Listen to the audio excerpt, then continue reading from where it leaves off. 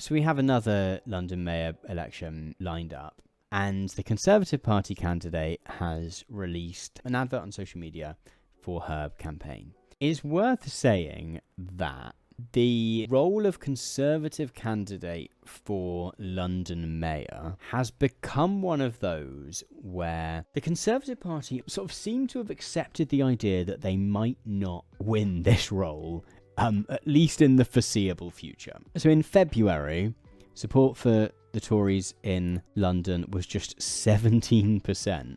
The Labour ahead even among pensioners, which is a big deal, right? In the UK, old people vote Conservative pretty strongly. So they've kind of accepted that they're probably not going to win this. And also, wannabe Conservative Party politicians in the UK have also kind of cottoned on to that. So if you're an aspiring Conservative Party politician, you're not necessarily going to put your name forward for that role. And so they have to run a candidate, right? Because it would be bad, PR for them to not run a candidate. The candidate this time round is called Susan Hall. I think she's already managed to put her foot in it a little bit. Let's have a look at her website. Vote Susan, a mayor who listens. One thing that's fascinating at the moment in terms of the popularity of the Conservative Party is that you can go on the website of the Conservative Party candidate for Mayor of London, and it's not until the very bottom that you actually find out that she's affiliated with the Conservative Party, because that can only serve to reduce her votes. Worth saying as well that this bit at the bottom here that I've highlighted, that is like a legal requirement in the UK. It's called an impressum. So if you print off any flyers to promote a candidate, or if you make posters or leaflets, or if you, for example, put together a website to promote a candidate in an election in the UK, you have to say this was made by this person on behalf of this candidate, and put an address as a kind of accountability thing. That far predates the internet, I think. Let's watch her main video. If Sadiq Khan was listening to you, he would never have brought in the ULEZ expansion, and he would certainly not be thinking about bringing in pay per mile for everyone. Oh, dramatic. So for information, ULEZ is a ultra low emissions zone, which London has one, other cities have one in the UK. It's basically, you have to pay a charge if you take a car that is a certain number of years old or is a certain amount of inefficient through a city centre area. If you have a relatively new car, you're generally okay, or if you have an electric car, that's fine, but it's like a emissions thing. There is no worse feeling than being ignored when you're hurting, when you don't feel safe. I think Mike, you said no need to shout, but she does, because there's this incredibly loud music that she needs to be talking louder than.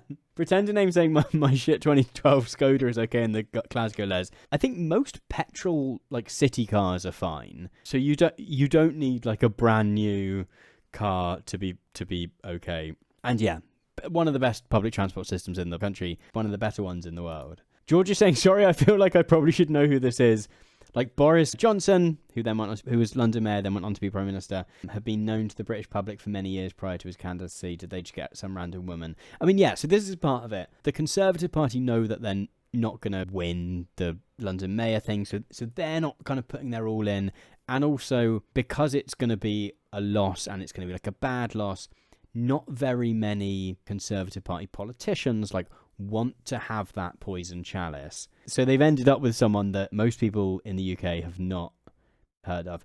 Might be a bigger name in London, I don't know. She might have a profile in London, I'm not sure. Someone was saying a moment ago that this doesn't really look like London. And I would say that I can imagine a lot of her pitch, a lot of her assumption about where her support is going to come from is people who live on the outskirts, so people in the slightly leafier parts of London where it's not quite as built up.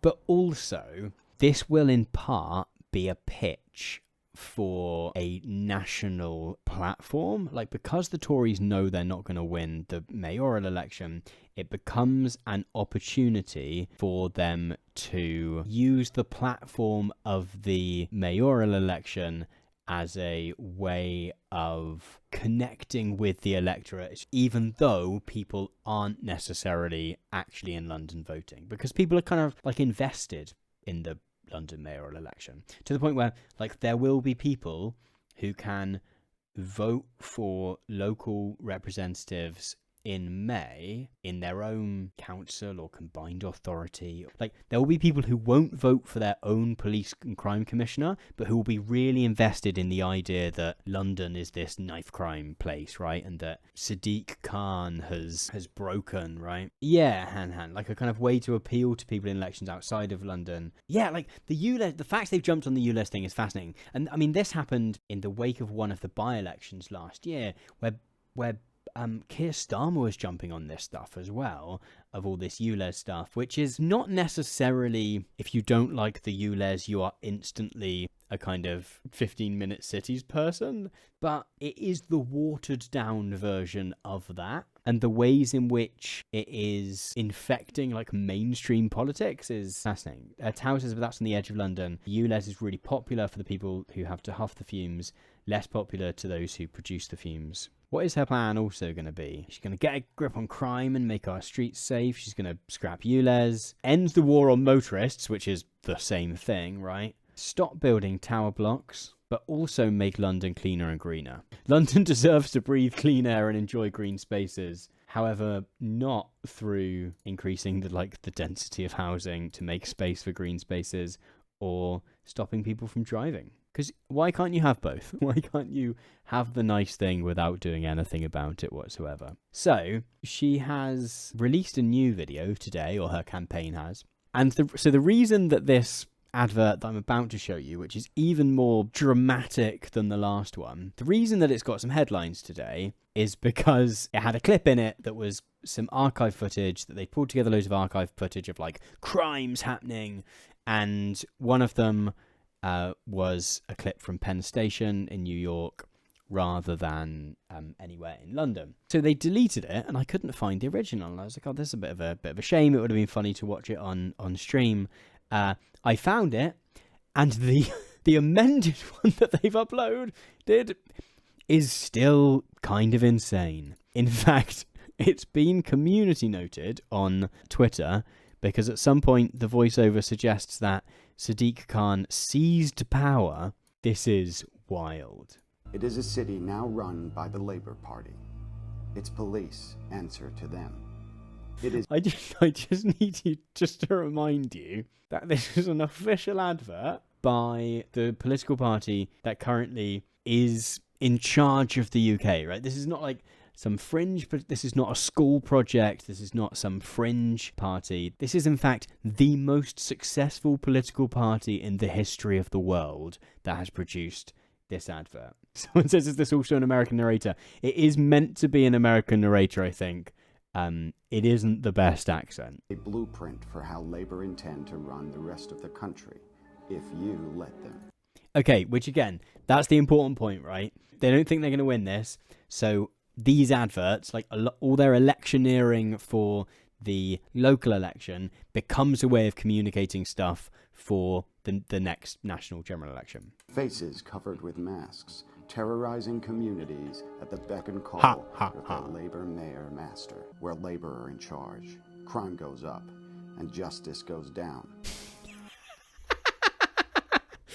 Crime goes up, justice goes down. Yeah, actually, justice goes down. That sounds like justice happening, right? Oh, justice went down. Like, that sounds like, oh my goodness. So it doesn't even tell you to vote Conservative at any point. I mean, London has crime. I don't think anyone's like arguing that. It's just like, what an advert. Like, what a place we're in,